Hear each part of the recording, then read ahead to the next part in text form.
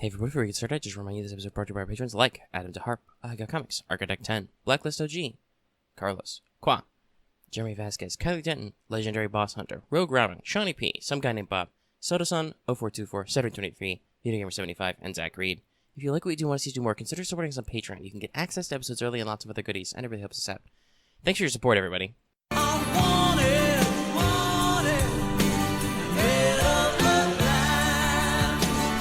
Hello everybody and welcome to Let's Talk FGO Wanted, the show where we let you know if you want to roll new servants. Okay, so, before we go anywhere, before we do anything, we gotta get something out of the way. So, this is not a normal episode of Wanted. Normally, this is the part where I would talk about how if you are new to Wanted or haven't watched one in a while, here's our format, it has sections that do these things and that stuff. We're not doing that today. This is not going to be a typical Wanted. If you want to see the normal format, go back and, well, you've already watched Wanted, Scotty. So, I don't know, pick something else. Sigurd. Sigurd's a good one that not enough people watched. Go check out that one. So, normally there's some formatting. We talk a lot more about real-life stuff and whatever, and then we talk about Fate lore. There's two reasons, primarily, why this episode is different. So, number one, some of you may have noticed, but other of you may have not, because nobody watched those episodes. But at least for the rest of this year, we are kind of doing a thing where we're doing some extra episodes where we talk about limited 4 stars and even limited 3 stars. I don't know if that will come back or not. Sorry if you hear slight mic jingles, because I'm desperately trying, as always, to keep my mic cord from drooping onto my leg. I always have this problem. It'll last eternally, because there's no way I can acquire a bracket and make my cord stay up. Anyway. We've tried those out. Did, Lip, Fujino, Kata Izo. I say this year because they're not actually that popular, despite the fact that usually those servants are super popular. I don't know, I guess people just aren't searching for them. So I don't know if we're going to persist with this extra workload for the next foreseeable years. Because, when I did Wanted Izo, that means I had to do that and Wanted Okitan, back-to-back production-wise. And guess what? Lots more people watch the Okitan one. That used to be our most popular one until Scotty blew everything out of the water. Shocker. Sorry, we're doing a little bit of inside baseball. I'm sure you've all left and clicked away. Don't worry. Look at the pretty picture of John. So that's number one, is that rather than make 3 videos on all these servants, because all the summers are limited, including the 4 stars, which would be a lot of extra heckin' workload. The second thing is that I've always had this issue with, summers or alt costumes that kind of show up in other events, seasonal type stuff, and purely FGO originals, which basically summers are. There's not a lot to talk about in those extra sections, right? If I was to do a hypothetical Wanted, not that I would, that would be our Wilford Corner segment coming soon to you on Let's Talk FGO. Anyway, if I was to do that for something like Santa altar, Saber altar Santa, there wouldn't be anything to talk about. It would just be, okay, it's Saber altar, blah, blah, blah. Brief recap, and then she's a Santa now. So, basically, we're not doing that, right? We're not doing that part, okay? So, instead, what we're doing is we're gonna do a Summer Splash Extravaganza! And I'm gonna talk about all 3 of the servants on the first banner all at once. Got it? Okay. Normally, we do the whole history, lore, blah, blah, blah, breakdown. We're just gonna do the mechanics, and then we're gonna try and talk about all of their collective rarity at the end. Okay, cool? Alright, let's go. Let's get started. We're gonna be here a while. Okay. Let's begin with Summer Jeanne. Not Jolter, that's a different thing entirely. Anyway, so, Summer Jeanne, she's a 5-star archer. She's the 5-star for the banner. We're starting with her. So, okay. Yeah, it's not even comment about her costumes or anything. Well, actually, maybe we should. So, I did say that I would, sprinkle in some lore and trivia bits where I can. Where it makes sense. So, there's a couple of things I think to be here. One, it was a major plot point in the Santa Lily event that the real Jeanne d'Arc never saw the sea. It was only when she was put on a boat to go be executed by the Britons that she was on a boat. So there's that thing. And then she gets Magical Girly in the last one. That's kind of a complex meta joke, but there is actually a Magical Girl Jeanne. Magical Girl Kamikaze, I think is what it's called. It's an old-ass Tight Moon April Fool's joke that's been referenced by a few things back and forth. That's where Decapitating Bunny Shiki is from and stuff. But yeah, so there's your little lore tidbits. So, the stats. Shocking, probably nobody. A Jeanne has the highest HP and the lowest attack in her class and rarity category. So big HP, not as much attack dick as other 5-star archers. Shocking, I know. But she makes up for that in some other ways. Her NP stats seem a little low, but she's got some boosts and stuff to do it. I think that's to compensate for the fact that she does have an arts NP. We'll talk about the details in a little bit. But it's a little low with only 2 hits arts cards, but she does have 4-hit quick cards and a 5-hit extra. So she can, with Brave Chains and the like, she can do some decently good charging, and she's got a couple of options to make that a little bit better. Now, interestingly, her deck is a Saber-style deck, so she's got 2 Buster cards and only 1 quick card. Archers usually, or at least early game archers anyway, leaned a little bit more the quick style, though there's a decent with Saber-style decks. So it's kind of a mixed bag. We just call it a Saber-style deck because there's a lot of Sabers with that deck type. Anyway, and then a lot of characters who are kind of Sabers. Look at you, Sieg. So, her NP. What are you going to actually use this Jeanne for? Because NPs usually determine the type of servant you use. She's got an AoE, 4-hit, median hit. Not small, but not large either. Arts NP. Which has an overcharge effect to gain crit stars per turn for 3 turns, starting at 10 and maxing out at 30. So not per turn, not bad. Revelation is probably the only skill on Vanilla Jeanne that's useful literally all the time. While her God's Judgment effect, the stun is a useful one. It only applies in certain fights. So it's an alright all-arounder. With her low attack levels, it's probably going to seem a little anemic by default, but not inherently bad. Arts does have a slightly higher multiplier. She's got some hits in there. She can NP Arts Chain to gain a decent amount of NP back, and it does have those stars effects. And archers have very good star absorption. So, there'll be a little bit of slurping, there'll be a little bit of that action. And it kind of sets the tone that, pretty sure Jeanne on Summer is supposed to Arts crit. So let's talk about her first skill. Endless Summer A. This gives her 3 turn of 20 to 30% arts up, and gives her 2 hits of Invincible for 3 turns on a 5-turn cooldown. This is a pretty good skill. So, even with her lower, or rather with her lower attack, not even with. Because of her lower attack, maybe 30% effectiveness isn't the best for damage, but it is an NP steroid, and it also improves her NP gen on those cards, and it does give her 2 hits of Invincible for 3 turns, which 2 hits, 3 turns is especially on Invincible, very spicy defensive option.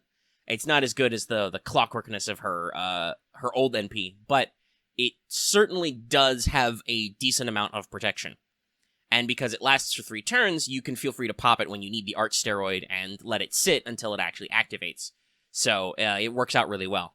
And unlike a lot of these skills, which usually are only 1 hit 3 turns, this does have 2 hits, so you can take a couple smacks before you go down on a 5-turn cooldown. Very robust steroid skill. Then she has Saint of the Shore Dolphin. This gives her a 20 to 40% NP battery, so that means she is compatible with K-Scopes and with, at max level, with Invisible Element. So you can use her to immediately start firing NPs. It increases her NP damage for 3 turns, 10 to 20%, which means if you get some loops in, or at least get some spamming in, you can actually go for some extra hits.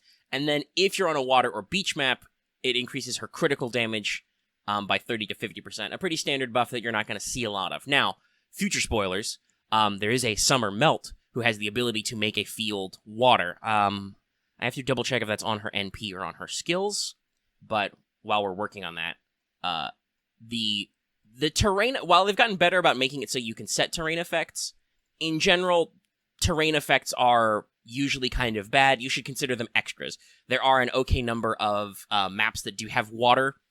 I think there probably will be some story maps in the future that do. I don't know. One of the future story chapters is called Atlantis. But in generally, it's probably more common in events, but it's just a little bit of an extra thing. The main thing is that this gives her yet another NP damage steroid for 3 turns, up to 20%. That means, those are all multiplicative, by the way. And it does give her a pretty robust battery to either polish off that charge, if you haven't popped it already, or to immediately go into turn 1 NP, making her decent at clearing early waves. So, let's see. Okay, it's her second skill, sorry. So Melt has a skill that turns the field into water for 3 turns, because that has synergy with her NP. Now, obviously, you're probably not going to be mixing a Lancer and an Archer very much, but it does exist, and might exist more in the future.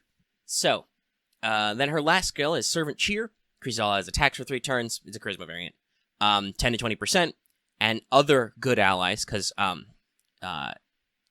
Jeanne Archer is not good. She's Lawful Summer. Also, I don't think it tries to proc on her anyway, but it wouldn't. Attack by a further 10 to 20% for 3 turns with a 5-turn cooldown. So, what does all this mean? Well, I did talk about how her attack is the lowest, but not really, because this chick has 3 different kinds of NP steroid buffs, all of which are multiplicative. At max skill levels, which can be a little pricey, obviously, on an SSR. And let me just double check really quick. That's not in my image. Okay, they're not super rare, but it does involve permafrost, which are relatively new, and feathers, which are used by a lot of servants, so going all the way to 10 might be a little bit of a pain in the ass. The thing to watch out for is that for some reason, despite being a summer servant, she needs permafrost and aurora seals to ascend, so watch out for that, kids. You thought you were done when you 10 level 100'd your Scotties, but no. But yeah, so at max skill level, you're looking at 30% arts buff, 20% NP buff, and 20% attack buff on her for all those turns. Now, the thing to remember, like I said, these are multiplicative. If it was just attack buff, those are additive. So if you have a 30% attack buff and a 20% attack buff, you just have a 50% attack buff. Whereas with multiplicative buffs, like Summer Jeanne's, you would have times 1.3 damage, then you would take that number and times it by 1.2 for the NP. Times it again by 1.2 for attack. Or there's probably a slightly different order of operations, but you know what I mean. So if you're running all 3 of her skills, she actually hits quite hard. And other than her battery, which obviously has a slightly longer cooldown because battery effects, and being a fairly decent battery, it, can go as high as 40. Not quite enough to give her like a Golden Sumo or Halloween Princess, but trying. Can at least budget out for Invisible Element. But this does mean that when you can give her a starting NP type CE, you can immediately have her charge her NP and fire all her buffs. She has a little bit of protection. She gives herself a little bit of attack. She gives your party a little bit of attack, too. And she gains crit stars per turn when you pop her NP, which can stack if you can actually fire off multiple NPs. You can hit pretty decently, and then, assuming it's working out correctly, you can pop NP chains or whatever, or otherwise try and loop, or at least get very rapid recharges. You can clear waves pretty fast. Combined with other art servants to get arts chains in there, team chargers, stuff like that. Tamamo, of course, terrifying with this setup. So the moral of this story is that Summer Jeanne hits harder than she looks. And honestly, I think other than the fact that, A, it's Jeanne too, but also I think the fact that they've given her such low attack is enabled them to give her lots and lots of buffs to make that attack a little bit higher. But that means if you're doing too long a run, though obviously with arts people tend to stall, so you might just wait out the couple of extra turns till she gets her buffs back. Or if you're facing enemies who can remove buffs and stuff like that, it's a little lackluster. But she actually hits fairly decently when you've got her buffs going. When not, wet noodle. It's like a pool noodle. Actually, no, that's a lie. Pool noodles hurt. It's like a literal noodle. So let's talk about her passive skills really quick. So first, Magic Resistance B is Magic Resistance B. She has inherent abilities. So the second thing, though, is that EX, she does have independent action EX, but it's also got a qualifier, celebrity, celeb, idol, whatever they call it. Don't know yet. Where in addition to giving her 10% crit strength, because, hey, they want you to arts crit with her, if you're standing on a water or beach field, she gains 3% NP per turn. Again, this isn't the kind of thing that you can guarantee to really capitalize on, but it does give her that extra little flick if you're going, and like I said, there is that synergy in the future with Summer Melt. Or rather, Lambda-Rillis. Anyway, that's a whole different video. So, yeah, some people were kind of unimpressed, I think, when Summer Jeanne first came out, but she has a lot of different options. She's not the worst. She is one of those servants who is very dependent on her self-buffing, though obviously with the fact that she gens stars per turn and she does give team attack, she can help out another team if you're playing around with stuff like that.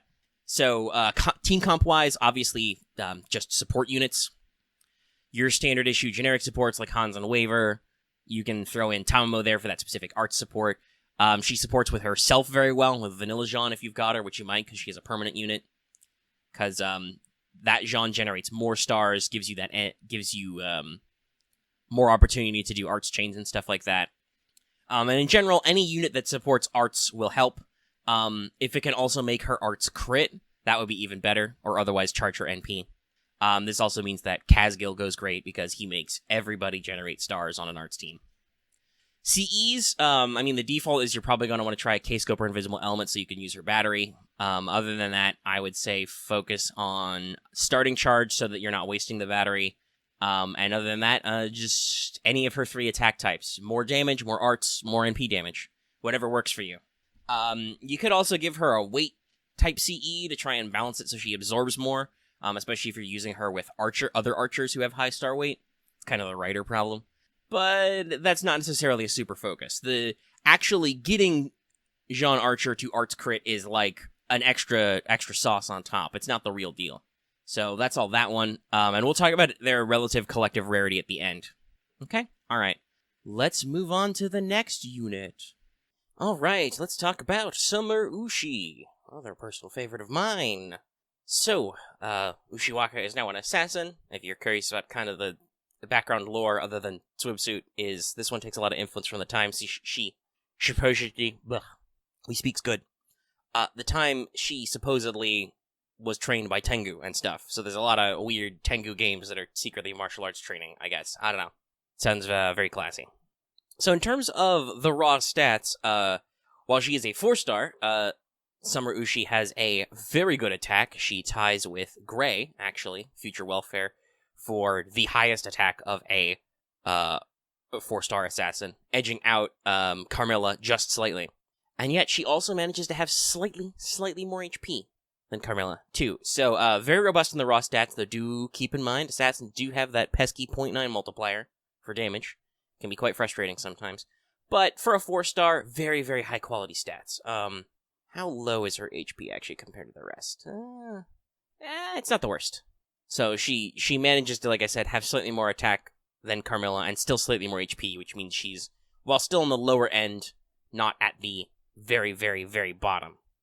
Like a lot of assassins, she has the full quick combo, QQQ, AB.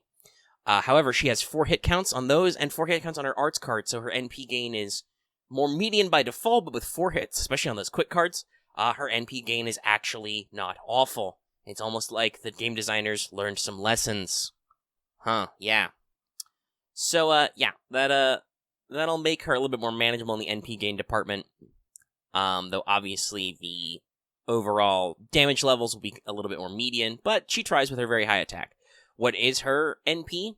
So it's a AoE quick with 5 hits. That is only 1 better than her just vanilla-ass quick cards. Which gives the enemy quick resistance down for 3 turns, starting at 20% with overcharge, and dispels all attack up buffs. Ushi doesn't like your buffs, okay?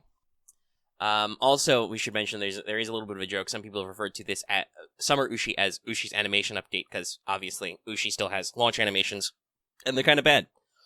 But, so with her sweet, sweet fan, and her high hit counts, she does actually hit enemies with a pretty decent spread. She will remove their attack ups, she will make them more vulnerable to quick, and of course she will probably generate quite a bit of stars. I don't actually know the raw numbers on damage, because she is an assassin, but she does have very high attack. I don't know if she's compliant with the double Scotty system or whatever. You probably need a couple NP levels for that extra damage. But she's got kind of the makings for what a good modern quick servant is.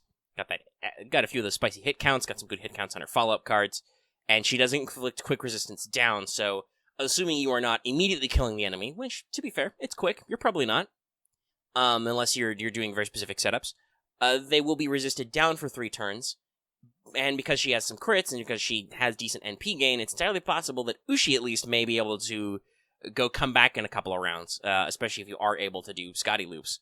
And if not, hey, all your other quick friends can slide right in there. So, let's talk about her skills, since we got kind of her core stats out of the way. Oh, actually, though, there's one more thing I want to note, because I'm talking about, like, her generation stats. She also has a 6-hit extra attack, which is very large, so pretty interesting. Anyway, skills. So, she has Animal Communication D, which I believe is a lower rank, but similar to our buddy Kentoki. It is a 6-turn cooldown, but it is a battery, 6-turn min cooldown. It is a battery that is 20 to 40%. Interesting that Jeanne, by the way, gets a lot of extras on this same effect, but they're different servants, I guess. They need different things. So this is by default a 20% battery, means she's K-scope compliant. You don't even need to have those sweet Scotties double charge her. You can get your first NP the first turn, and then have enough left over. But it goes as much as 40, so you can use her with Invisible Element. You can use her with certain banner CEs that may give you 60% if they're MLB, stuff like that. While her NP generation isn't bad, nobody hurts from a 20 to 40% battery to get them started. Like I said, that means you can K-scope turn 1 if you've got them. You can do other things at higher NP levels. You can get some decent turnaround time, do some pretty good effects, and get her started on rolling that NP ball. Then she's got her second skill. For some reason, this was translated as Tengu's Dogma. I'm pretty sure that's going to be Tengu's Strategy Summer. Anyway, it's EX. 5-turn minimum cooldown. Increases your quick effectiveness for 3 turns for 20 to 30%. Pretty standard self-buff for 3 turns. Gives you 1 turn of evade. So, we just talked about how with Jeanne, the 2 hits, 3 turns, that's super great. That's way better than the flat 1 turn. Now, at least she gets 3 full turns out of her quick card effectiveness, and because her decks are all quick cards, that's never necessarily a bad thing. But because it is 1 turn of evade, that can lead to slightly awkward timing. It's still alright, and she won't say no to that 30% buff, but it's a little awkward sometimes. At least it is an evade with a 5-turn cooldown, so, barring the presence of Sure Hit or Pierce Invul, there are certain enemies she will always be immune to their NP, if you've got this skill maxed out. And then her last skill, Child of the Pommel Horse, it's a gymnastics thing, you perverts. And this increases her star weight by the decent 300 to 500%, which assassins are technically middling star weight. They're on the high end of the upper middle class, but they're not as high as archers or riders. But this will give her a decent infusion to definitely beat over other assassins, and I believe even compete with those other guys. Gives her 1 turn of debuff immunity, and then for 1 turn, there's a 40% chance to remove enemy buffs, period, when attacking, which is pretty good. So this effect, I believe, is basically, okay, first turn, you do your NP. Presumably, you do a decent spread on that. You've generated an oodle's worth of stars. You probably still have your quick effectiveness left over from your evade, because you probably pop that as your steroid. Your enemy has 20% minimum quick resistance down. You have generated a lot of stars. You will now pop Child of the Pommel Horse. Ushi will suck up all those stars, and she will now proceed to hit hard with her arts cards as a crit, and then have a chance to remove even more buffs from the targeted enemy. And so, gives her an interesting, 1-2 wombo combo. The only downside is these are all 1 turns. It is a 5-turn cooldown, so that's at least fairly fast, for all those effects. But they are only 1 turn, so this means you have to be very careful when you pop it. But all in all, a pretty decent AoE assassin, skill kit, do her NP, can charge her NP fast, can evade, can do crits. The ability to actually capitalize on stars is a thing that a lot of quick servants do need. You need to actually be able to utilize the stars. You need to make so many stars you don't care, like Jack, or you need to actually be able to work with them, So this is pretty good, and it does have some decent other effects in there, being debuff immune for a turn so that you don't have to worry about, like, follow-ups or clapbacks. That can be pretty good, for instance, if you're worrying about, like, break bar debuffs or other shenanigans. And then the chance to just remove enemy buffs is really good. It's only a chance, but still decent. Like, Jack has a lot of utility because she has that flat. This has some interesting connotations. So, what about those passive skills? So, being an assassin now, she has presence concealment C-. Her star drop rate is increased slightly. It's already on the decent end, so this is just a little bit, she does have independent action A+. Not always normal for assassins, but obviously well-loved when it is. Honestly, her passive stats are mostly rider ones, it's funny. But independent action A+ means that she gets 11% flat crit strength up. And you'll notice she doesn't have any inherent crit strength buffs. We'll talk about that a little more in team comp. But even without any actual buffing, she's gonna do that extra little bit of damage on crits anyway. And then, of course, you may have recognized that symbol. She does have riding A+, even as an assassin with an all-quick deck. So, that's, 11% effectiveness on quick cards all the time. So, this quicks will do pretty good. This has a lot of signs that I said earlier, that FGO is learning about how to do quick servants better, basically. The constant critical, very high passive crit and quick buffs mean that she can do quite a bit more damage than you think, even though she is an assassin, using mostly quick cards, which have the worst damage multipliers. So, you'll actually make up a lot of that difference. She will generate stars pretty good, and she can do some interesting stuff with removing enemy buffs, evading herself, moving on. For team comp, what does she want? Well, So the obvious is you want Charters, Waver, or Scotty to just keep that going. Not that she has bad NP gain on her own, but you want to maybe make sure that works because you're not necessarily going to be popping her in a little arts chain, so you're going to have to be doing quick stuff or, like, brave chains and whatnot to get it in there, or just take some passive stuff. The other thing is crit buffs, because she doesn't self-crit buff at all, and this means that Waver can actually be a decent one in there. Scotty has that effect too. You will want to make it so that when she's actually critting on that follow-up turn after her NP has gone off and the enemy is weak to quick and you're got a lot of stars and you're going to slap him pretty hard, you're going to make sure that Ushi can actually clap pretty hard with her face cards. Or don't bother that with that at all and have Ushi be the AoE sweeper. She cleans up the mob, she weakens the boss to set up for somebody with like a single target quick who gets in there and slays them good. I would recommend in that case use Ushi kind of as your sweeper with, say, like Jack, who has a pretty potent hit up and is quick focused herself. Jack generates lots of stars too, so you don't need to worry about that. Stuff like that in general. CEs, well, obviously, because she has that battery, you should consider starting NP. CEs, you can also go for, like I said, go for just raw crit strength. Go for better quicks. Decapitating Bunny is probably pretty good on her if you have it, because she doesn't have any piercing effects inherently. You have to hope that Child of the Pommel Horse procs to strip those buffs, so just being like, nah, I'll just pierce can also be helpful. All in all, a very decent and well-rounded quick servant Summer Ushi is. She's not, like, super broken focused, but she does actually hit on her zones really good, and has something that we talk about with quick servants a lot. She has the follow-up turn, right? She has the moves to quick charge her NP, steroid it, do all that stuff, and then has the tools with that quick down, that ability to gather up her stars she's generated to actually then hit them second, because while you can do some pretty fun stuff with quick in one turn, inherently, quick is a card type where after you do the thing that quick does is it generates NP and stars, mostly, so you'll want to actually be able to use stars. And yeah, I think that kind of wraps up everything there with the Ushi. Solid unit, definitely going to be rolling for myself, and, got a decently inclusive kit. Like I said, the only thing she's really lacking is that crit self-up, though she has a passive for that.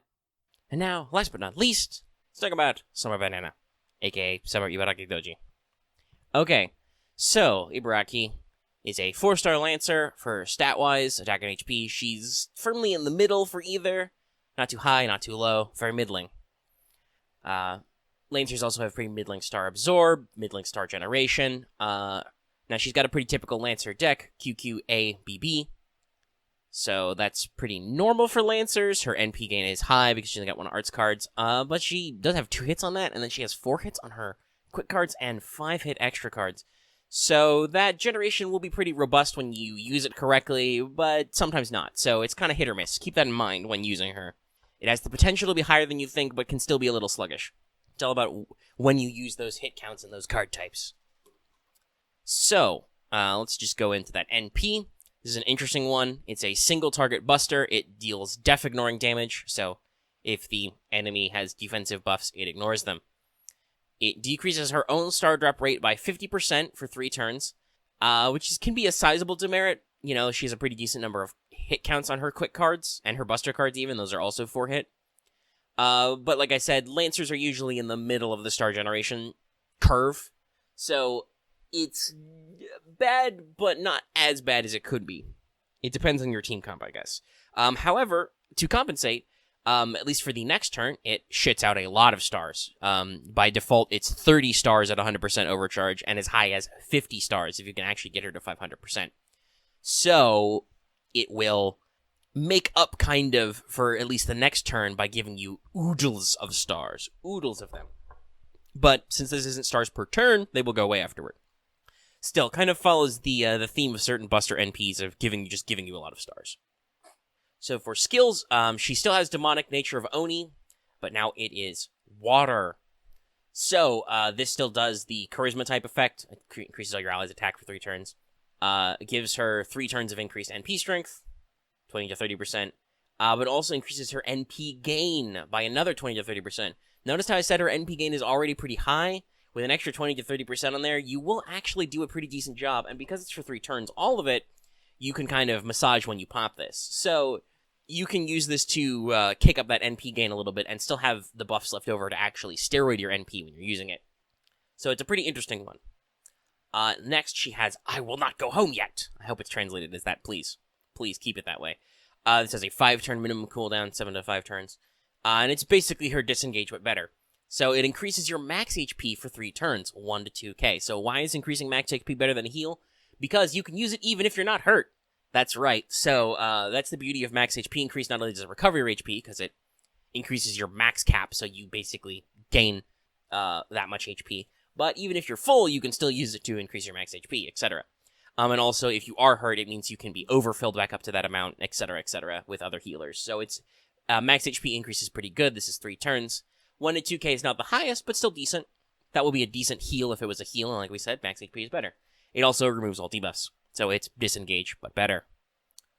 Pretty robust skill to help keep her alive and fighting, especially since her stats are kind of, like I said, middle of the road. And then Summertime Trouble Girl, her third skill. Gee, God, this seems like a pattern here or something. So it increases your star gather rate for 1 turn from a usual 300 to 500%. It increases your critical strength for 1 turn, 30 to 50%. Again, both of those are very typical numbers for this kind of skill. And it also has a weird effect where it will randomly, I believe this is random. This was very confusing, by the way, when this first came out. It was very hard to tell. But it will either increase or decrease your debuff resistance by 30% for 1 turn. So it's kind of a little rando, but it's got a 4-turn cooldown. So, yeah, this is something that's sometimes on some Star Gather skills, and especially I think because this could have a demerit is why it gets this, because it also has crit strength. But you get a very typical Star Absorb up, and then you get a very typical crit buff. This is something we talked about with Ushi earlier, how she doesn't have any skill-based crit buffs, just that her inherent passive skill. Well, Ibaraki doesn't have those passives, but she does have this skill, which has a 4-turn cooldown, so she can do a pretty robust. Even without going all the way to level 10, you can still make that 6 or 5 turns very easily. Very solid turnaround time. So, yeah, this is obviously for the follow-up after you use her NP, when you've just generated ool's worth of stars, and are probably still riding high on her increased attack from Demonic Nature of Oni. And she does have a debuff clear, so the debuff resist down can be not as much of a concern, other than maybe for stuns or charms. But that quick turnaround time, very good, very good. Means you can do some really interesting quick turnarounds. A very useful and good unit. She can hit quite hard with those crit buffs. Passive skills, Magic Resistance C, gives her a little bit of inherent debuff resist, and still maintains Madness Enhancement D, because she used to be a Berserker. Remember when we did that? Remember when we made Japanese Berserkers into Lancers in summer? Remember that was a thing? So, her it's not huge, but her Buster cards do hit slightly harder than average without any other buffs. So, all in all, very robust package. You can do some very potent NP turns and then turn that around and do some follow-up damage with crits if the enemy didn't die. A pretty decent package for Lancers. And let me see, who's even the... I mean, it's no Cockroach Coup, but obviously, barring Grail, she'll have more damage potential than that guy. Who do we got that are nice single targets in that range? I don't even think of them off the top of my head. It's because I have a lot of SSR Lancers. All of whom are AoE, but, you know. Oh, well, that's not untrue. I have Enkidu. Let's see. She probably won't hit as hard as an Enkidu, especially after he gets some buffs, but... let me look at the actual rarities. Who's in the force? So you got Medusa, who's a quick focus and a little bit of a softball. Okay, so her primary competition in this slot would probably be, the other Summers. Raikou single target, right? I don't have one. Lucky has 13. He took them all. I believe she's single target, though. Yeah. Oh, and also defense. Okay, actually, that's really interesting that she has a lot of the same skill sets as Summer Raikou. So I guess if you need 2 Summer Raikous, Summer Ibaraki is your gal. But yeah, her primary competition, I think, seems to be with other Summers, so because those units are limited, you might not have them. It's a very robust skill set. Got not a lot of flexibility. I was about to say that, but that's not true. But got a lot of damage potential with her NP steroid, her attack buff, her crit buff. Does a little bit of help to friends. Decent. Does the job good. You want to boop an archer snoot, she'll do it pretty good. Team comp-wise, well, she's Buster focused and crit focused, so obviously Merlin works. More max HP, more crit strength, better NP charge, since that's something that, depending on when her skills are up and what cards you're getting, can struggle with. star generators, while she can generate a lot of stars with her NP for the 3 turns after that, and God forbid if you, like, set up some crazy combo where you can get her to do her NP again while she's still got the demerit. You know, that'll get even worse. So other characters to star generate. There are a lot of Lancers that do that, though. So keep that in mind.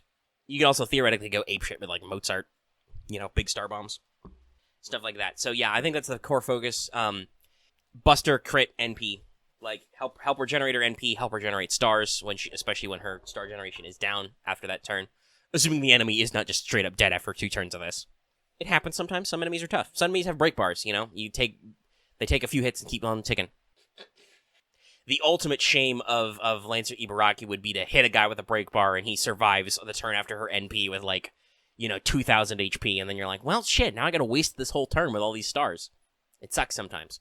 So anything that kind of helps that longevity and that follow-through, generate stars, generate NP, or just outright buffs her busters and crits, will be the one to hang out. Not Lancelot.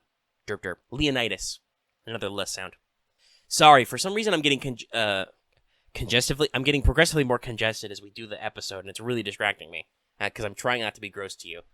But it's probably because I'm talking so much. I've been talking for like half an hour.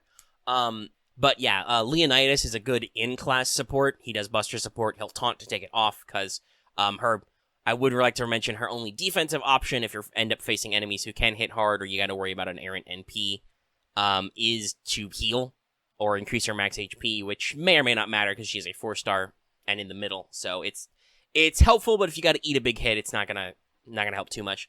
Luckily, that's probably only a concern for single targets. You're probably going to use her only to fight archers. So AoEs, unless the enemy has a big attack type, you can probably eat one, especially if you can get some defensive buffs in there. But Leonidas is good because of the taunt and his own longevity and, Buster support, stuff like that, generating stars. Can round out a team. Keep that in mind. She is also a female Lancer, so Liz, great compliment, more attack.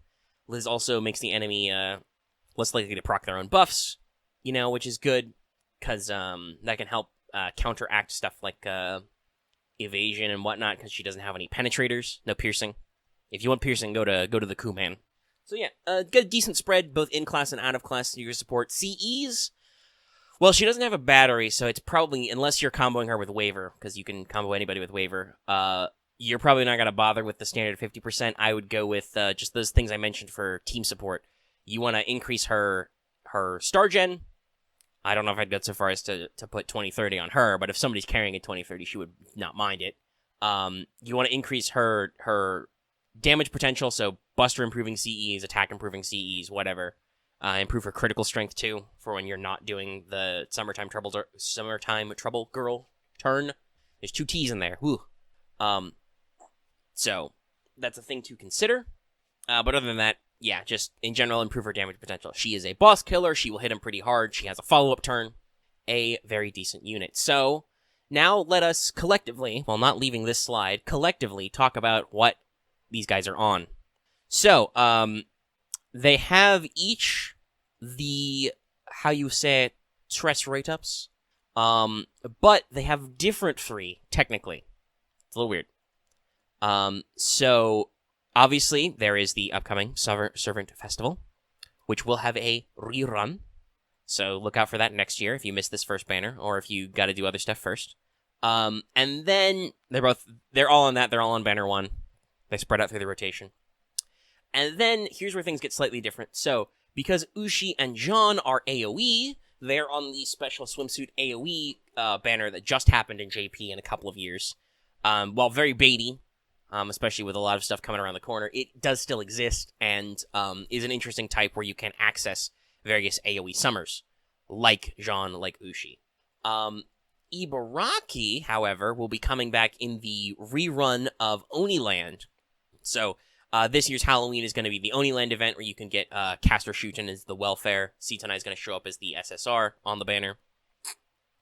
But that will have a rerun next year where, like a lot of little events, especially with reruns in upcoming events, they will tuck other servants into the banner, especially old limiteds. So apparently she comes back.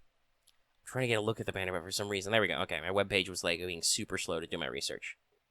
Yeah, so the summoning campaign on the rerun involves Sitonai and a return of Shuten Doji, and also regular Ibaraki and Summer Ibaraki. So it's got a whole thing on that rerun. Very interesting. Okay, so I think you are now forewarned and forearmed for all the stuff. So, let's just wrap up here. All right, cool. Thanks for tuning in, everybody. I hope you enjoyed this slight format change. We will do this again for the second summer banner, and then we'll take a break from this for a while. I don't even know when the next new servant is. Well, is it going to be Sitonai with Oniland? It might be. I have to do some research. But one, it'll go quiet for a while. But hey, if you're interested in summer males, we've already had Wanted Dantes out for a while, and I read Tiger on it, so go check that out on our channel.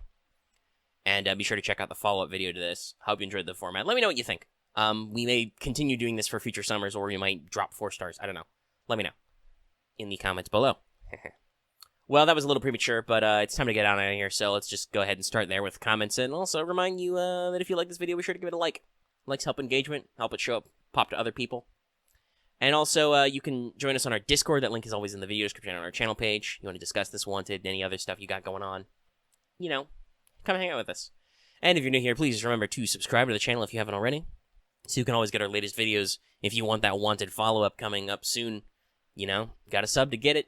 And you can also check out other videos, and consider ringing that bell for notifications so you always know when we post a new video.